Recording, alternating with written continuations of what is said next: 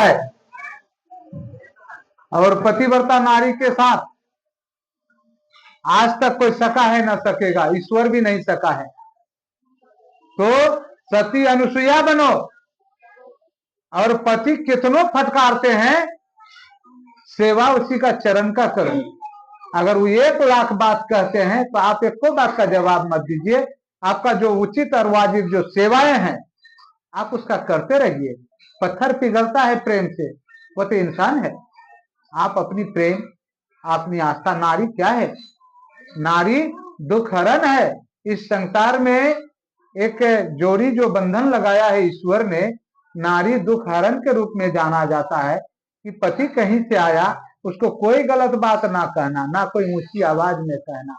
उसको एक लोटकी जल दीजिए, गोर हाथ धुलवाइए, एक गिलास पानी पिलवाइए, एगो चाय बना के पिलवाइए।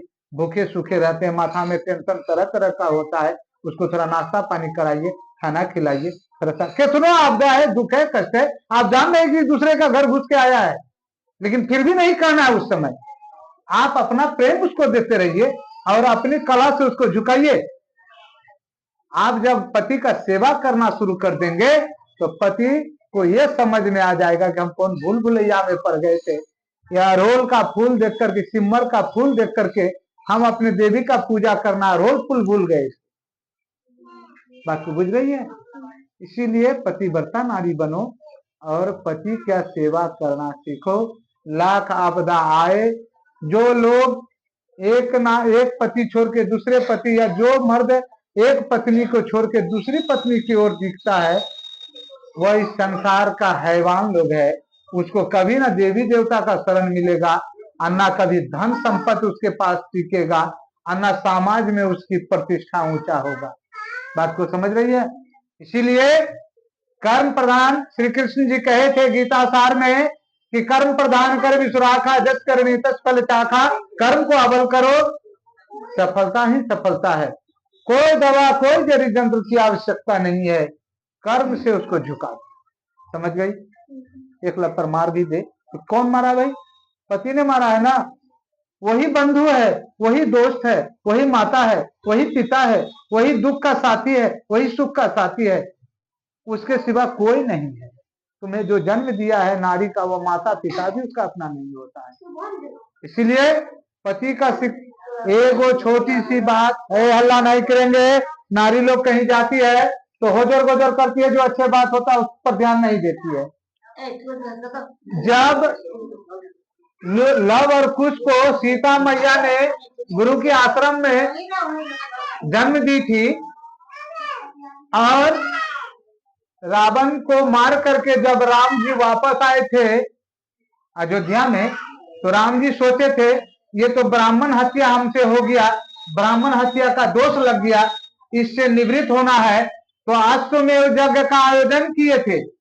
उसमें पंडित जी लोग कहे, महर्षि लोग कहे, ऋषि मुनि लोग कहे कि हे प्रभु, बिना अर्धांगिनी का ये यज्ञ सफल नहीं होंगे।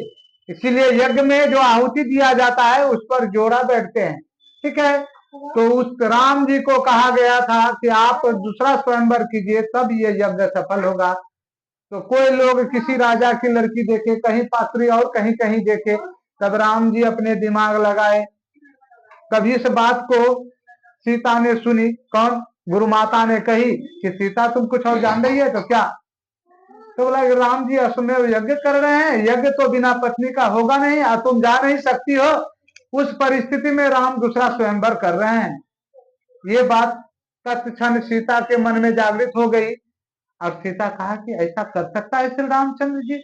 तो फिर एक बार मन से कहा कि हाँ कर सकता है, ये पाप हो गया। पति के प्रति 1 सेकंड खाली वो सोच ली कि ऐसा कर सकते हैं, तो वह पाप हो गया। आप लोग लाखों लाख बात सोच लेते हैं, आज की नारी लाखों लाख बात सोच लेते हैं। हमारा पति किसी के घर चला गया, हमारे पति किसी से फंस गया, हमारे पति क्या क्या गलत कर रहा है। ये सोचने के अधिकार आपको दिया किसने?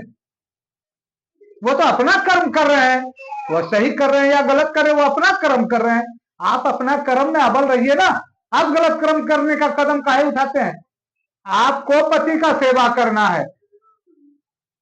तब सीता ने सोची, अपाद में पता चला कि राम जी एक सोना की सीता की मूर्ति स्वर्ण मूर्ति बना करके अपने बगल में रखकर वो साथ में वो यज्ञ को पूर्ण किए, ठीक है ना। तब सीता सुने कि ऐसा बात, तब वो कहे गुरुवर को जाकर के, हे गुरु जी हमसे घोर पाप हो गया है और इस पाप से मुक्ति हमें कैसे मिलेगा। कहे हम अपने पति के प्रति, ये जो एक छोटी सी बात तत्क्षण के लिए मेरे विश्वास में आ गया था, ये तो पति के प्रति विश्वास में तो घोर पाप हो गया हमारा, ये पाप से हमको मोचन कैसे होगा। तो वह सरयुग नदी के किनारे वो गुरु जी को ले जा करके उस पाप से मुक्ति पाने हेतु सीता मैया ने अनुष्ठान करा करके उस वचन से मुक्त हुआ। तो आज की नारी को ये बात कहा जाए तो शोभनीय नहीं बुझेंगे। आपके पति आपको मिलेंगे, आप ब्रेन से तेज हैं, आप जिस घर में रहेंगी उस घर में धन की कमी नहीं होगी।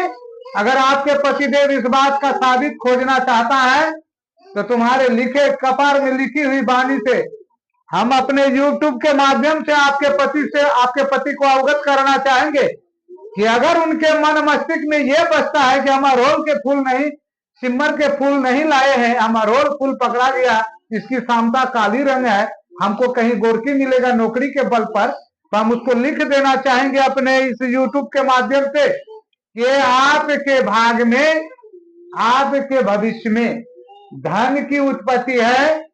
अगर आप उस घर में टिक गए, पति की सेवा कीजिए, अगाध धन की मालिक आपके पति होंगे।